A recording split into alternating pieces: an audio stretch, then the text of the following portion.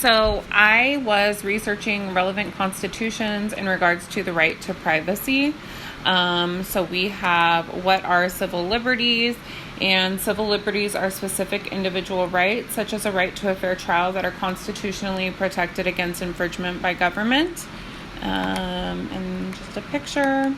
So in 1965, the Supreme Court first recognized that the various Bill of Rights guarantees a zone of privacy in the Griswold versus Connecticut case in 1965 ruling that upheld marital privacy and struck down bans on contraception.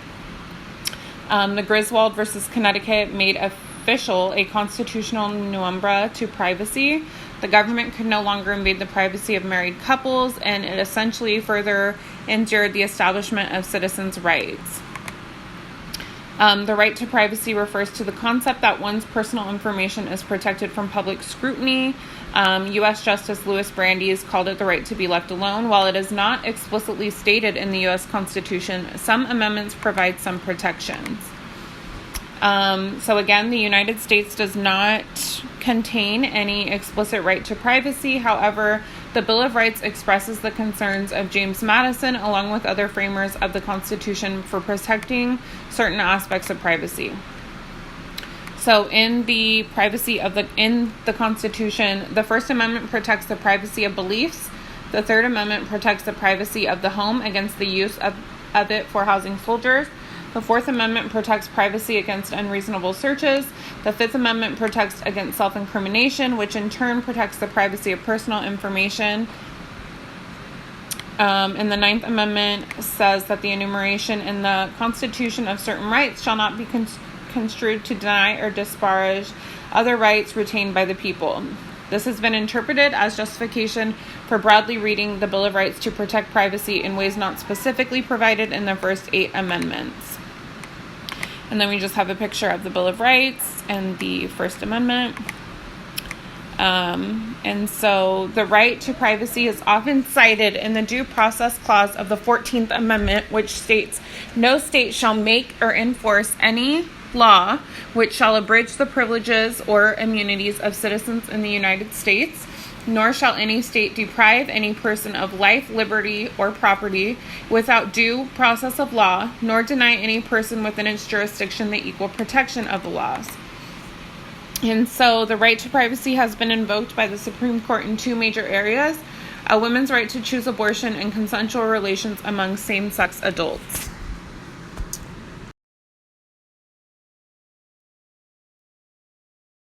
One of the most controversial yet impactful Supreme Court decisions has got to be Roe versus Wade.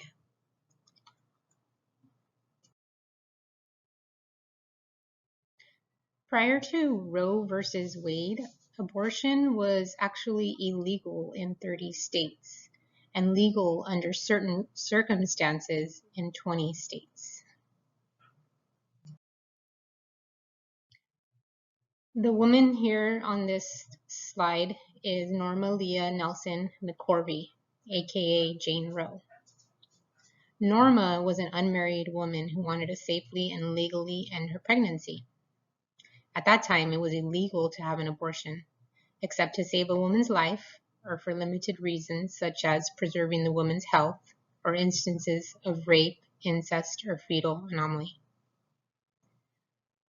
Norma resided in Texas, and in Texas, statute made it a crime to perform an abortion unless a woman's life was at stake.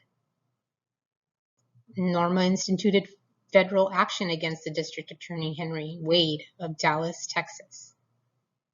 She was given the fictional name Jane Roe in order to protect her identity.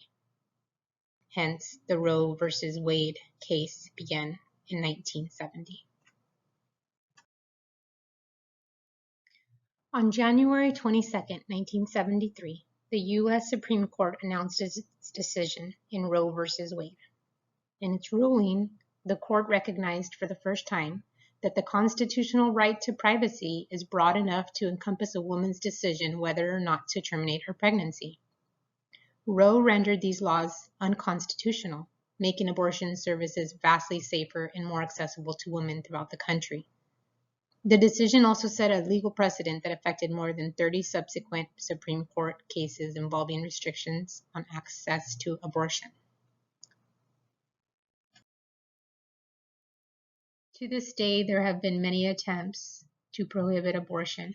In May of this year, Texas Governor Greg Abbott signed into law a measure that would prohibit abortions. That actually went into law in September.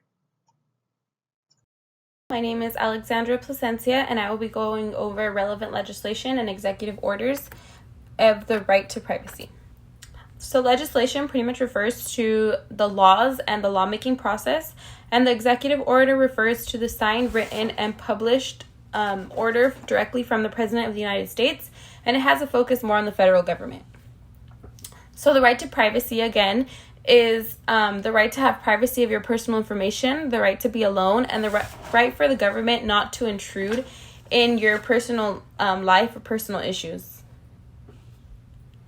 Executive orders. President Reagan in 1981 did an executive order where he focused on including restrictions to protect civil liberties and privacy based on what intelligence agencies can and cannot see. And President Biden did a similar executive order this year in May in order to improve the nation's cybersecurity. So his focus on the executive order was to protect from cybersecurity threats, and again, putting down more requirements for the federal government to follow. Now, as we see in legislation, Griswold versus Connecticut, Connecticut had passed a law that banned the use of contraceptions in their state, and this was affecting the right to privacy. So after it was fought, the conclusion was that citizens have the right to have marital privacy against a state, and they have the right to be counseled and to use contraceptions. The newest legislation that you have probably seen in the news today is the Texas SB 8. It is a restrictive new abortion law that bans abortions after 6 weeks. It was passed earlier this year and came into effect this month. And it bans abortions that are pretty much 2 weeks after the missed menstrual cycle. And the only exception to it would be medical emergencies. For example, rape is not an exception. And many argue that it violates the Constitution. It is also a form of invasion of privacy because the law allows private citizens, not government officials, to track down people who are involved with abortions past the 6-week mark. And this law is to sue people for thousands of dollars, and they don't have to be connected directly to the people. They can sue anybody who financially helps the person getting the abortion, any medical specialist who gets involved, or even anybody who's helping out the person by giving them the transportation to the place. So a lot of people are referring to this new law as kind of like a bounty hunt for people that are involved with abortions after the 6 weeks. And now we will see a video that kind of includes all of this information. We went inside one clinic here in Houston. The doctor there telling me that since this law went into effect, abortions have all but stopped. This morning, Democrats and abortion activists are scrambling, desperate to find a way to challenge the most restrictive abortion law in the nation. Very harsh. I think it feels inhumane. I think we're tired. We met Dr. Bhavik Kumar inside this Planned Parenthood center in Houston. He tells me he normally performs between 20 to 30 abortions a day. But since the new law, he's only seen 6 patients and had to turn half of them away. She was surprised. She was distraught. And we began to explore options and think through the logistics of if she would be able to go out of state for the care that she needed. The Supreme Court rejected a last-ditch effort to block the law. President Biden promising to protect abortion rights, but the White House offering few details. Why does the president support abortion when his own Catholic faith teaches abortion is morally wrong? He believes that it's up to a woman to make those decisions. I know you've never faced those choices, nor have you ever been pregnant, but for women out there who have faced those choices, this is an incredibly difficult thing. As we saw in the video, the president has definitely stated that he is going to attempt to fight against this new Texas legislation. And he called for an immediate response. He attempts to fight against the legislation with the help of the Department of Justice, which we saw in the news today, may be working to put a halt to it, and also with the Department of Health Services.